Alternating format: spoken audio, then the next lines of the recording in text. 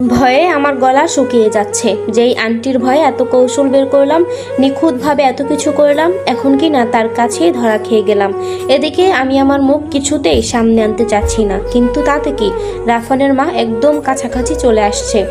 রাফান শুধু ঢোক গিলছে, সে পুরোপুরি নির্বাক, তবুও আমাকে লুকানোর সর্বোচ্চ চেষ্টা করছে। এদিকে রাফান আমার হাতটাও ছাড়ছে না, বেচারা বাজেভাবে ঘাবড়ে গেছে, ভাবছে ছেড়ে দিলেই কিনা কি হয়ে যায়। তাই এখন এই মুহূর্তে তার কি করা উচিত বা অনুচিত সেই বিষয়গুলো বুঝতে পারছে না।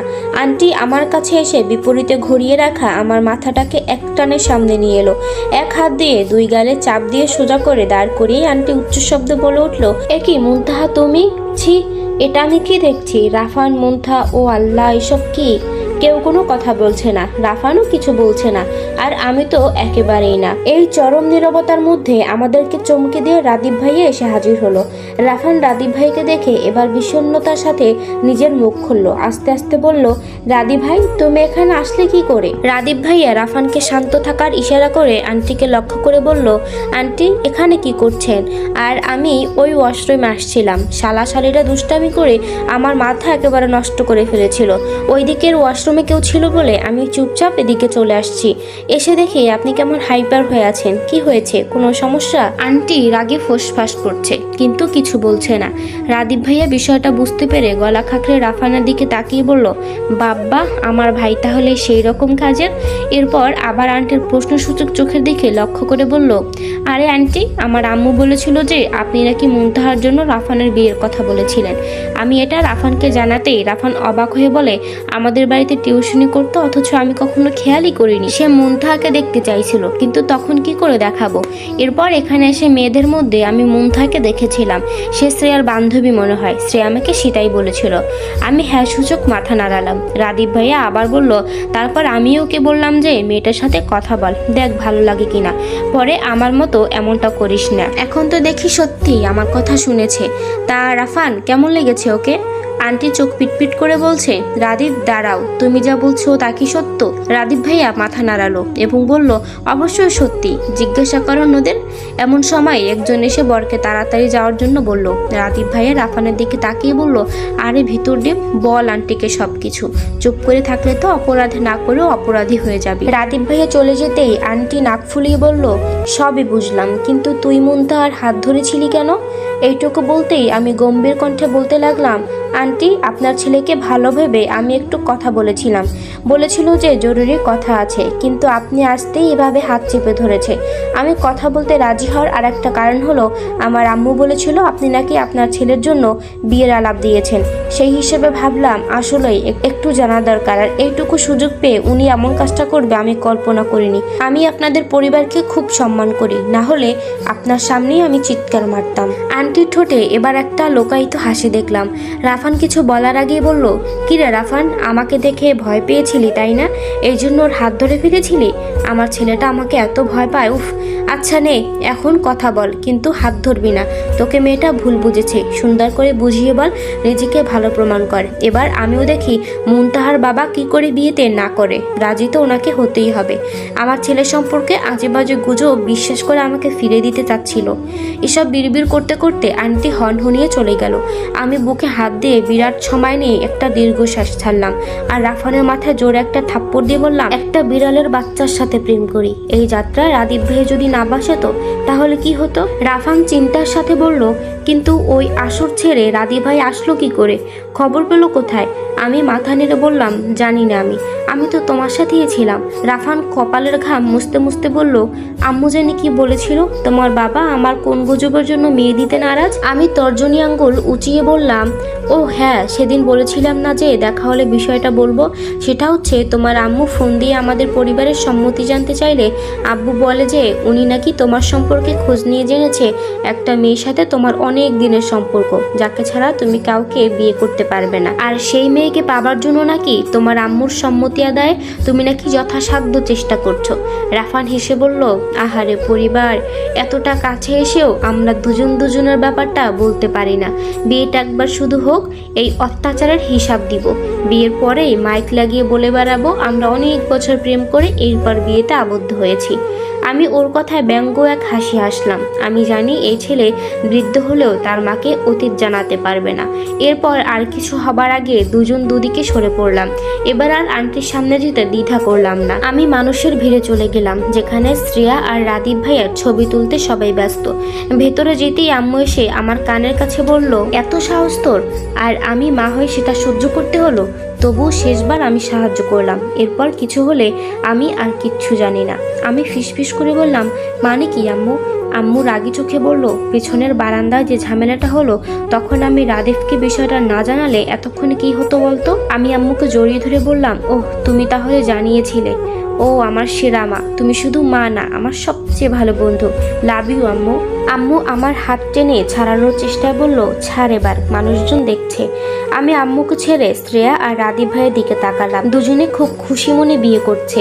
আসলেই সবকিছু উপর থেকে খুব সুন্দর করে সাজিয়ে লেখা থাকে, না হলে এক সপ্তাহ আগে কেই বা জানতো শ্রেয়ার সাথে হুট করে বিয়ে হয়ে যাবে, তাও আমার আর রাফানের প্রেমের ইস্যুকে কেন্দ্র করে। সবশেষে বরকনের বিদায়ের সময় আমরা গাড়ি পর্যন্ত গিয়ে দাঁড়ালাম। আম্মু আর আমি একসাথে দাঁড়িয়ে আছি। রাফানের মা গাড়িতে ওঠার আগে আম্মুর কানে কানে কি যেন বলল। এটা শুনে প্রথমে আম্মু হাসছিল, আবার পরে মন খারাপ। আমি বিষয়টা আজ করতে পারিনি। তারপর সবাই চলে যাওয়ার পর আমি আম্মুকে জিজ্ঞাসা করলাম, আন্টি কি বলেছিল? আম্মু একটু হেসে বলল, বলেছে প্রস্তুত হন এমন একটা আয়োজনের জন্য। খুব শীঘ্রই আপনার স্বামীকে প্রমাণ করে দিব আমার ছেলে নিখাদ, আর আমরা আপনার মেয়েকে নিজের মেয়ে বানিয়ে আমাদের কাছে নিয়ে যাব। আমি আওয়াজ করে হাসতে গিয়ে দেখি আম্মুর মুখের হাসিটা থেমে গেছে। আমি ওর হাসতে পারলাম না। বুঝতে পারলাম আম্মু প্রথম হেসেও কেন মুখ মলিন করে ফেললো। আম্মু আমার হাত ধরে বলল, বিয়ে তো শেষ, চল আমরাও বিদায় নিয়ে বাসায় যাই। আমি মাথা নেড়ে আম্মুর সাথে শ্রেয়ার মার কাছে গেলাম। শ্রেয়ার মা মন খারাপ করে বসে আছে। আমাদেরকে দেখেই কালো কালো চেহারায় বলে উঠলো, মেয়েটা ঘরটা ফাঁকা করে চলে গেল। আম্মু আমার দিকে তাকিয়ে বলল, আমারটাও জানি কোন দিন চলে যায়, এত কষ্ট করে বড় করি পরের বাড়ির জন্য। যাই হোক, আমরা বাসায় চলে যাব এখন। মেয়ে খুব ভালো থাকবে, চিন্তা করবেন না। আন্টি মাথা ঝাঁকালো, আর আমি ব্যাগ হাতে নিয়ে বললাম, আচ্ছা আন্টি, আমরা আজকেই যাই, শ্রেয়া আসলে পরে একদিন আসবো। আম্মুও সবার থেকে বিদায় নিল। শ্রেয়ার মা ছলছল চোখে একে একে সব মেহমানদের বিদায় দিচ্ছে। বাড়িতে আসার পরে দেখি আব্বু আজকে বাসায় তাড়াতাড়ি করে আসছে। আব্বুকে দেখেই আমাদের মামের হৃদকম্পন বেগতিক হারে বাড়লো, কারণ আমরা আব্বুকে কিছুই জানিয়ে যাইনি। আর আজকে আব্বুর তাড়াতাড়ি চলে আসার কারণও আজ করতে পারলাম না। এদিকে আমাদেরকে দেখতে পেয়ে কর্কশ স্বরে বলে উঠলো, ও অবশেষে আসছো তোমরা, বসো, এখানে কথা আছে। আম্মু ভয়ে ভয়ে সোফায় বসলো। আমি সোফার হাতলে ধরে দাঁড়িয়ে রইলাম। বাবা চশমাটা খুলে টেবিলে রেখে বলল, দাওয়াত কি তোমাদের দুজনকে দিয়েছিল? আম্মু একটু ইতস্তত করে বলল, না, আপনাকেও দিয়েছিল। বাবা জোর গলায় বলে উঠলো, তাহলে আমাকে এই কথা জানিয়েছিলে? মা মেয়ে একা একা চলে গেলে, আমাকে মুখের কথাটাও জানালে না, অনুমতি নেওয়ার কি প্রয়োজন মনে হয়নি? তারপর আবার কোথায় গেলে? যেখানে আমার মেয়েকে রিজেক্ট করে যাওয়া ছেলেটা বর ছিল সেখানে। আমার মেয়ে কোন দিকে শ্রেয়ার চেয়ে কম, বরং অনেক বেশি ভালো। তোমাদের লজ্জা করলো না যেতে? মা থমথম খেতে খেতে জবাব দিল, সেসব কেন বলছেন? মেয়েটা যেমনই হোক, ছেলেটা তাকে পছন্দ করত। আর শ্রেয়ার বান্ধবীর বিয়েতে শ্রেয়া যাবে না? আর ওর গার্ড হিসেবে আমার যাওয়াটাও তো জরুরি। বাবা আরও রেগে বলল, তুমি গার্ড হিসেবে নাও, তুমি পুরো তদারকি করতে গেছো। এই বিয়ের সম্বন্ধ তোমার মাধ্যমেই হয়েছে, কেন এত কিছু লুকালে? আমি পুরো থ মেরে রইলাম। আব্বু এত কিছু কি করে জানে? কে এসব বলল? আমি ভয়ে কুকড়ে যাচ্ছি। মা কোনোভাবে জবাব দিল, ছেলেটা আমাকে সম্বন্ধের কথা বলতে বলেছিল, কারণ শ্রেয়ার পরিবারের সাথে ভালো সম্পর্ক আছে, আমি ছাড়া এমন কাউকে সে চিনে না। আমি শুধু এটাই করেছি। আব্বু দাঁড়িয়ে গেলেন আর টেবিলে গিয়ে জগ থেকে নিজের হাতে ঢেলে ঢকঢক করে এক গ্লাস পানি এক নিঃশ্বাসে শেষ করলেন। আম্মু ভয় পাচ্ছে, কারণ আম্মু জানে আব্বু খুব বেশি রেগে গেলে এভাবে পানি খায়। পানি খেয়ে এসে আব্বু বলল, সত্যটা বলো মুনতাহার আম্মু, তোমার চোখ মিথ্যা বলছে। আর আমি জানি আমার স্ত্রী এতটা আত্মসম্মানহীন হয়ে যায়নি যে আমাদেরকে রিজেক্ট করা ছেলের জন্য নিজে গিয়ে অন্য জায়গায় বিয়ের আয়োজন করবে, আবার সেজগুজে সেখানে মেয়ে নিয়ে উপস্থিত থাকবে। আমি ভয়ে এখান থেকে সরে পড়লাম। পর্দার আড়াল থেকে শোনার চেষ্টা করছি আম্মু এরপর কি বলে। আম্মু কপালে কিছুক্ষণ হাত রেখে সোজা হয়ে বসলো। শুনেন তাহলে, আপনি জেনেছিলেন না যে ওই ছেলেটার একটা সম্পর্ক আছে অনেক বছর ধরে? সে একটা মেয়েকে পছন্দ করে, সেটা আমাদের মেয়েই। আমাদের মেয়ে ছাড়া ছেলেটা আর কাউকেই পছন্দ করে না। আর মুনতাহাও চায় যে রাফানের সাথেই তার বিয়ে হোক। আব্বু সাথে সাথে চোখ বড় করে ফেললেন, হুঙ্কার ছেড়ে বললেন, তুমি ওর মা, তুমি এসব প্রশ্রয় দিচ্ছ? ছি ছি, আমি এতদিন কার সাথে সংসার করছি? মা শান্ত গলায় বলল, আমিও সেদিনই জেনেছি। জানার পরও অনেক কিছু বলতে গিয়েও বলিনি। যা হওয়ার তো হয়ে গেছে। এখানে কিছু বললে কি সময় ফিরে আসবে? আর মেয়ে বড় হয়েছে, ও যদি ওর পছন্দের মানুষকে নিয়ে সুখী থাকে, তাহলে আমরা কেন এই অবস্থায় বাধা হব? আর ছেলের মাও যেখানে আমাদের মুন্তাহার জন্য এত পাগল। আব্বু গভীর চেহারা ধপ করে বসে পড়লেন। দাঁড়িয়ে হাত বুলাতে বুলাতে বললেন, অবাক লাগছে তোমাকে দেখে। কি করে পারলে আমার অগোচরে এত কিছু করতে? আর মেয়েকে তুমি, আমি ভাবতেও পারছি না। যাও এখান থেকে, যা ইচ্ছে করো গিয়ে, আমি এসবে নাই। তুমি ফোন করে ওদেরকে হ্যাঁ বলে দাও, ব্যাস। আমাকে টানবে না। আমি কিছুতেই বুঝতে পারছি না তুমি কি করে পারলে। আম্মু আস্তে আস্তে উঠে আব্বুর পাশে ঘেঁষে বসলো। আমি সরে রুমে চলে গেলাম। আম্মু অবশ্যই আব্বুকে বুঝাবে, তবে এটা শুনে উনি কষ্ট পেয়েছেন সেটা আমি স্পষ্ট বুঝতে পারছি।